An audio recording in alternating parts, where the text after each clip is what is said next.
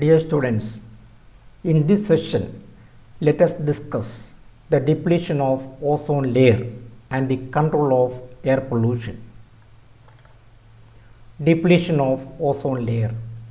Ozone layer is a region of Earth's upper atmosphere with a high concentration of ozone molecules which absorbs harmful UV radiations from the sun. Thus, the ozone layer protects the people from the harmful radiations. It acts as a protective shield for life on Earth from the injurious effects of the sun's ultraviolet radiations. The use of chlorofluorocarbons in aerosols and refrigerators and their subsequent escape into the atmosphere is one of the reasons for the depletion of the ozone layer. Ozone depleting gases, nitrogen oxides, chlorine, chlorofluorocarbons. The important chlorofluorocarbons are CFCl, CF2Cl2 and CF3Cl. Of nitrogen oxides, the important ones are nitric oxide and nitrogen dioxide. Nitrous oxide, that is N2O, is also an ozone depleting gas. Ozone depletion. The CFCs or the freons have penetrated the upper atmosphere and are causing damage to the ozone layer. It is estimated that there is a loss of 6% in the ozone layer between 1918 and 1990. Due to the excess use of the CFCs, it is observed that holes are being developed over the Antarctic and Arctic region. This will allow an excessive amount of UV light to reach the Earth. An increase in the amount of UV light may cause skin cancer in humans.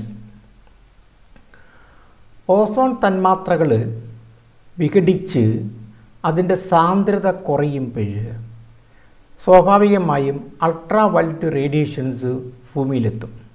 ഇങ്ങനെ എത്തുന്ന ultraviolet radiations പലപ്പോഴും ജീവജാലങ്ങൾക്ക് ഉപദ്രവകരമാണ്. മനുഷ്യരെ സംബന്ധിച്ചിടത്തോളം skin cancer പോലുള്ള രോഗങ്ങൾക്ക് ഇത് കാരണമാകും. Ozone whole എന്ന് പറഞ്ഞാൽ വാസ്തവത്തിൽ അതിൻ്റെ അർത്ഥം ഓസോണിൻ്റെ സാന്ദ്രതയ്ക്ക്, ഓസോണിൻ്റെ ഡെൻസിറ്റിക്ക് അഥവാ ഓസോണിൻ്റെ കോൺസെൻട്രേഷന് വരുന്ന ഇടിവാണ്, വരുന്ന കുറവാണ്. സ്ട്രാറ്റോസ്ഫിയറിൽ അല്ലെങ്കിൽ ഭൂമിയുടെ ഉപരിതലത്തിൽ നിന്നും ഏതാണ്ടൊരു 30-35 കിലോമീറ്റർ ഉയരത്തിലുള്ള ഒരു മേഖല, 30 to 35 കിലോമീറ്റേഴ്സ്, ആ ഒരു മേഖല, ഉയരത്തിലുള്ള ആ മേഖല, അവിടെയാണ് ഓസോൺ മോളിക്യൂൾസിൻ്റെ, ഓസോൺ തന്മാത്രകളുടെ കോൺസെൻട്രേഷൻ ഏറ്റവും കൂടിയ മേഖല. ഈ മേഖലയിലാണ് ക്ലോറോഫ്ലൂറോ കാർബൺസ് എത്തിച്ചേരുമ്പോൾ അത് സൂര്യപ്രകാശത്തിൻ്റെ സാന്നിധ്യത്തിൽ വിഘടിക്കുകയും ഫ്രീ ക്ലോറിൻ ആറ്റം ഉണ്ടാവുകയും ചെയ്യും. അങ്ങനെ ഉണ്ടാകുന്ന ഫ്രീ ക്ലോറിൻ റാഡിക്കൽ അത് ozone മോളിക്യൂൾസിനെ വിഘടിപ്പിക്കുന്നു. CFCs are ozone depleting. CFCl3 in presence of sunlight decomposes to CFCl2 plus free chlorine radical. Free chlorine radical reacts with ozone to give you chlorine monoxide and oxygen. Chlorine monoxide, that is ClO, decomposes to give Cl plus oxygen. ClO reacts with atomic oxygen to give you free chlorine plus oxygen. CFCs break up the sunlight to form a chlorine free radical. CFCs break up by sunlight to form a chlorine free radical. അതായത് CFC chlorofluorocarbon സൂര്യപ്രകാശത്തിൻ്റെ സാന്നിധ്യത്തിൽ അഥവാ സൂര്യപ്രകാശനുമായി പ്രവർത്തിച്ച് അതൊരു free chlorine radical form ചെയ്യും. Once chlorine free radical is formed, it reacts with ozone to form chlorine monoxide and oxygen. This reaction takes place in the stratosphere and hence the ozone layer is damaged. In a cyclic reaction, each CLO can initiate a series of chemical reactions which lead to the destruction of a large number of ozone molecules. So it is well understood that the freons are gradually depleting the ozone layer. The oxides of nitrogen and the halogens can also damage the ozone layer. NO2 plus O3, we are getting NO3 plus O2. The other oxides of nitrogen, particularly nitrous oxide, is harmful to ozone layer. When the nitrogenous fertilizers are added to soil, a certain amount of it eventually denitrifies and form oxides of nitrogen. These nitrogen oxides also cause damage to the ozone layer.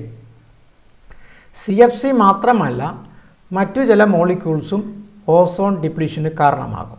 അതിൽ പ്രധാനപ്പെട്ട ഒന്നാണ് oxides of nitrogen.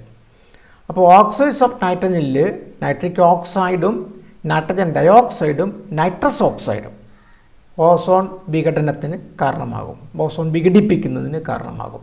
Nitric oxide form ചെയ്ത് കഴിഞ്ഞാൽ അത് വേഗത്തിൽ ഓക്സിജനുമായി പ്രവർത്തിച്ച് nitrogen dioxide ഉണ്ടാകും. ഈ നൈട്രജൻ ഡയോക്സൈഡാണ് ഓസോണിനെ വിഘടിപ്പിക്കുന്നത്. ഇതുകൂടാതെ സ്വാഭാവികമായി തന്നെ സ്ട്രാറ്റോസ്ഫിയറിൽ എത്തിച്ചേരുന്ന ക്ലോറിൻ, ബ്രോമിൻ തുടങ്ങിയ വാതകങ്ങളും അതും വിഘടിച്ച് അതിൻ്റെ ആറ്റംസ് ഉണ്ടാവുകയും ആ ഫ്രീ റാഡിക്കൽസ് അഥവാ atomic in the atomic form ക്ലോറിനും ബ്രോമിനുമൊക്കെ ഓസോണിനെ വിഘടിപ്പിക്കുകയും ചെയ്യും. The current status of the ozone layer. Abnormal weather patterns in the upper atmosphere over Antarctica dramatically limited ozone depletion in September and October, resulting in the smallest ozone hole observed since 1982. Since the introduction of Montreal Protocol, the manufacture of ozone depleting substances have been decreased. So the ozone hole is reported to be healing. Ozone ലെയറിൻ്റെ present ഒരു സ്റ്റാറ്റസാണ് ഇവിടെ പറയാൻ ആഗ്രഹിക്കുന്നത്. Montreal പ്രോട്ടോക്കോളിന് ശേഷം ozone depleting substance ODS, ozone depleting substances, അതിൻ്റെ manufacture ആഗോളതലത്തിൽ വളരെയധികം കുറഞ്ഞിട്ടുണ്ട്. അതുകൊണ്ട് തന്നെ ഓസോണിൻ്റെ ഡിപ്ലീഷനും കുറവ് സംഭവിച്ചിട്ടുണ്ട്. സാധാരണയായി സെപ്റ്റംബർ ഒക്ടോബർ മാസങ്ങളിലാണ് ഈ ഓസോൺ ലെയറിലുള്ള ഓസോൺ മോളിക്യൂളിൻ്റെ സാന്ദ്രതയിൽ ഏറ്റവും കുറവ് കാണുന്നത്. അല്ലെങ്കിൽ ഓസോൺ ഹോൾ, ഓസോൺ ദ്വാരം ഉണ്ടായി എന്ന് പറയുന്നത് അതിൻ്റെ ദ്വാരത്തിൻ്റെ വിസ്തൃതി വർദ്ധിച്ചു കാണുന്നത് ഒരു പ്രതിഭാസം എന്ന രീതിയിൽ അത് സെപ്റ്റംബർ ഒക്ടോബർ മാസങ്ങളിലാണ്.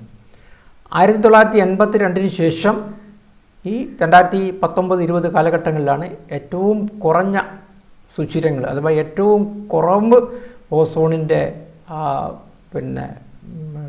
Depletion കാണപ്പെട്ടിരിക്കുന്നത്.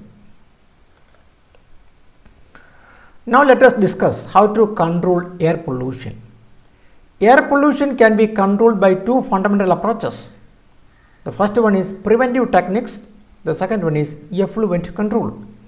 One of the effective means of controlling air pollution is to install proper equipments to minimize the effects of pollution and to control the amounts of pollutants discharged to the atmosphere.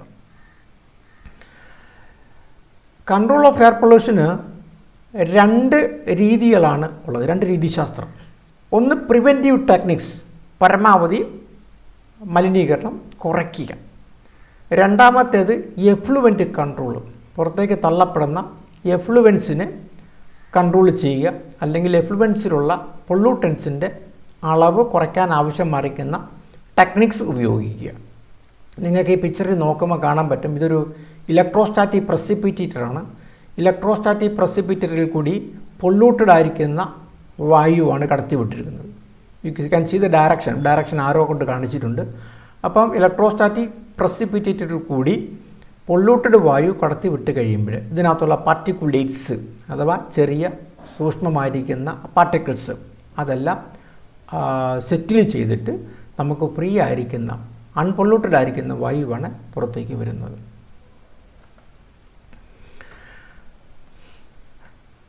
Control of pollution. This includes devices for removal of pollutants from the flue gases through scrubbers, closed collection recovery systems, the use of dry and wet collectors, filters, electrostatic precipitation, etc. By constructing higher smokestack facilities, the discharge of pollutants can be taken far away from the ground. Industries should be carefully located so as to minimize the effects of pollution after considering the topography and the wind directions.